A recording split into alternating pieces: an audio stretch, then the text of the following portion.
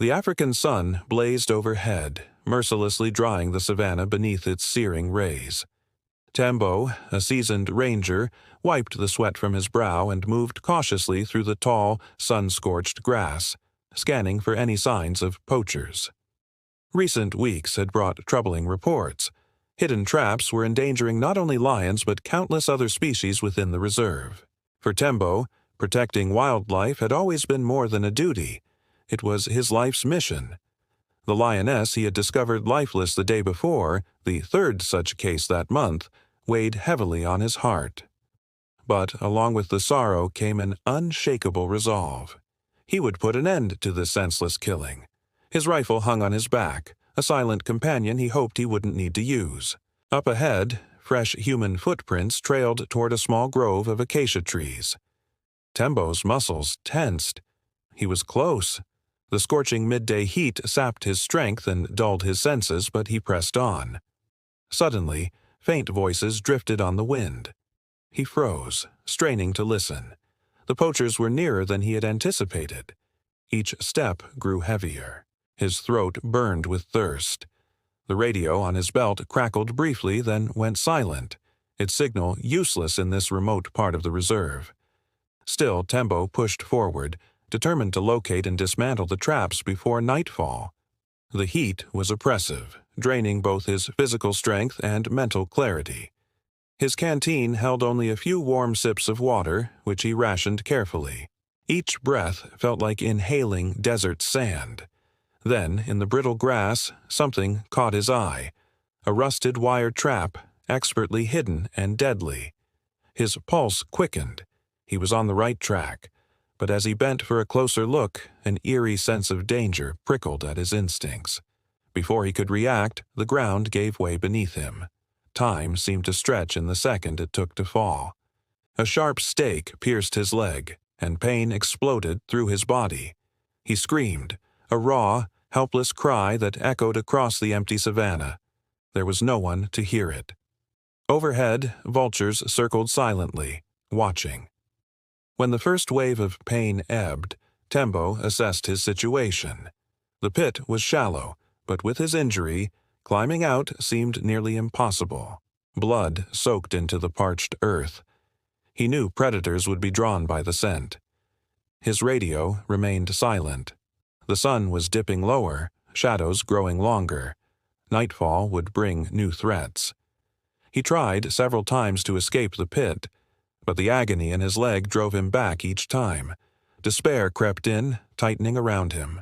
Finally, gripping a thick root, he hauled himself to the surface and collapsed in the shade of a lone acacia. His leg throbbed with pain, blood still seeping from the wound. His head swam with fever and exhaustion.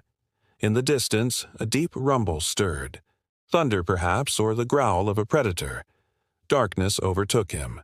A low growl pulled him back to consciousness. His body felt like lead, his throat too dry to swallow. Forcing his eyes open, he saw blurred golden shapes in the fading light. A massive lion stood only steps away, its amber eyes locked onto him. Muscles rippled beneath the lion's frame as it circled him slowly, judging. A lioness stood nearby, a cub peeking from between her legs. Fear clenched Tembo's chest. He couldn't move. The scent of blood hung heavy in the air, an open invitation to these predators. He braced for the end, but the lion did not attack. It stepped closer, sniffed the air, and released a thoughtful snort. Then Tembo noticed a curved scar on its ear. Familiar, unmistakable. The lioness lay down beside her cub, showing no aggression. Tembo's mind reeled. They weren't hunting him. They were watching over him. As his thoughts faded again into unconsciousness, one idea held firm. These lions were not his enemies. They were his guardians. In flickering moments of awareness, a memory surfaced. This part of the reserve, years ago. As a young ranger, Tembo had once saved a lion cub caught in a poacher's trap. The cub's left ear had been wounded, leaving a distinctive scar. That day, the mother lioness had watched him with fury and fear, but had not attacked as he freed her cub. When it was over, she had looked at him. not with rage, but with a gaze that held something deeper, understanding. Now, Tembo lay beneath the same tree, guarded by the grown cub he had once rescued. The curved scar on the lion's ear confirmed it. Against all odds, the bond they had formed had endured the years. The sun sank below the horizon, casting a golden glow over the savannah. In that final light, Tembo understood. Nature remembers. And sometimes it returns a favor in the most extraordinary way. As the air cooled with the approach of evening, the sense of dusk and the distant hum of night insects filled the savannah. Tembo lay motionless in the life-saving shade of a lone acacia, his body ravaged by pain and fever, yet his mind oddly alert, sharpened by the strange, calm presence of the lions. The majestic male, whom Tembo had begun to call Orion, sat just a few steps away, his amber eyes gleaming in the twilight. There was something ancient in that gaze, as though nature itself was watching, silently judging the choices of a man who had spent his life protecting it. The lioness and her cub nestled beside Orion. Though their bodies appeared at rest, their ears twitched constantly, catching every subtle sound. They weren't simply nearby, they were guarding him. Half-conscious, Tembo watched as the lioness approached. She sniffed his wounded leg, then, in an act beyond belief, began to lick the injury gently, like a mother tending her cub. The coarse texture of her tongue sent waves of pain through him, but instinct told Tembo to stay still. This act of care might be the only thing keeping infection at bay. From the edge of the clearing came the chilling laughter of hyenas. Their ghost-like shapes moved through the tall grass, eyes locked on their vulnerable prey. In any other moment, Tembo would have reached for his rifle, but now, helpless, he had no means of defense. He didn't need one.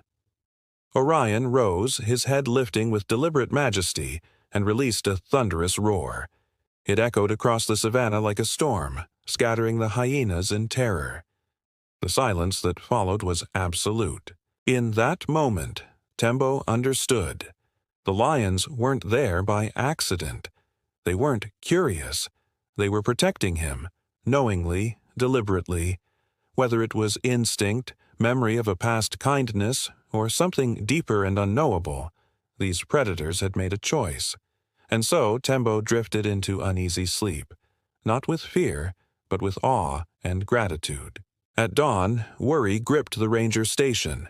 Tembo hadn't returned from patrol. As hours passed, the dangers of the wilderness, poachers, dehydration, predators, loomed larger in the minds of his colleagues, led by his closest friend, Juma, a team prepared for a high-risk search. "We can't let night fall without finding him," Juma said grimly, loading his rifle. "We've already lost 2 men to poachers. I won't lose Tembo, too." With tracking dogs and trained eyes, they scoured the plains for signs. Finally, near a solitary acacia on a hill, boot prints led them closer, and then they froze. A lion pride lay in the grass, watching them silently. Juma's hand tightened around his weapon, heart pounding with dread. Had they come too late? But Orion, the imposing male, turned his gaze to the tree behind him, not with menace, but intention. It was as if he were pointing the rescuers to Tembo's location. Juma stepped forward cautiously.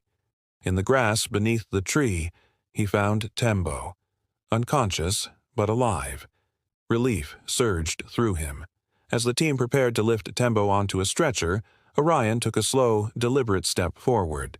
The rangers froze, but instead of stopping them, the lion let out a low, rumbling exhale and stepped aside. "Go."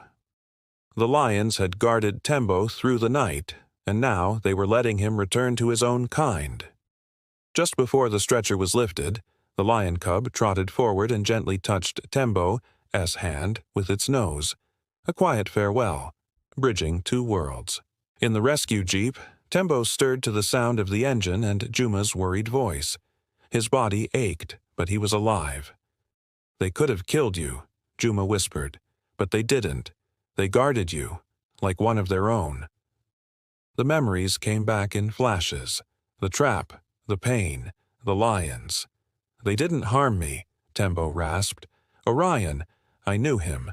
Years ago, I rescued a cub from poachers. I saw the mark on his ear. He remembered. The rangers exchanged looks of disbelief. Then it's true, Juma murmured. They knew who you were. Tembo's heart overflowed with gratitude. He had survived not in spite of the lions, but because of them. During his recovery, Tembo became obsessed with stopping the poachers who had nearly ended his life. Hours of studying maps and old trap reports revealed a pattern. They always returned to check traps on the third day. I know how to catch them, he told the station chief. The next day, rangers lay in wait at the site where Tembo had fallen. By noon, the poachers returned, 3 armed men, scanning for danger. At Juma's signal, the team surrounded them. One tried to run and was tackled. The others surrendered. So, you're the ones killing lionesses for their paws? Tembo asked the oldest man. How much is a life worth to you? Just business, the poacher muttered. What's the price of wiping out a species? Tembo's quiet voice carried more weight than any shout. The men were arrested. Their tools, traps, and black market animal parts ensured a solid conviction. Each was sentenced to 10 years. When Tembo returned to the field, fully healed, he spotted Orion in the distance. Their eyes met across the plains, not as man and beast, but as equals, as allies. That part of the reserve was now free of poachers. The pride was safe. Tembo had always sought to protect nature. But when he was most vulnerable, nature protected him. And in the unlikeliest alliance between man and lion, a bond was forged that no time could erase. In a world too often shaped by violence and greed, the wild had reminded him of something purer, that even in the most dangerous places, trust can take root and mercy can reign.